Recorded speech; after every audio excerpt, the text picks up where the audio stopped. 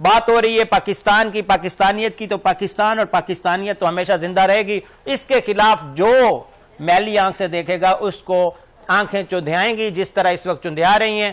بھارتی میڈیا جو کہ اپنی طرف سے پوری کوشش کر رہا تھا کہ اسلام آباد ٹاکس نہ ہو، آخری دم تک کوشش کرتے رہے کہ جیسے امریکی نائب صدر ان کی اجازت سے آنا ہے، ادھر بیٹھے ہوئے سارے کے سارے ارنب گوسوامی ہو گیا، گاراواریہ ہو گیا، جی ڈی بخشی ہو گیا، سارے کے سارے ایسے لگ رہے تھے جیسے ان کو کوئی سانپ سونگھ گیا اور اس کے بعد بچنا صرف اس طرح ہے کہ وہ پاکستان کے خلاف کوئی بات کریں یا کوئی اللہ نہ کرے کوئی اس طرح کا کام ہو جائے کہ یہ مذاکرات ٹل جائیں. پاکستان کے اندر ایک دور مذاکرات کا ہو گیا، دوسرا بھی ہونے جا رہا ہے. جو کر سکتے ہو کرو.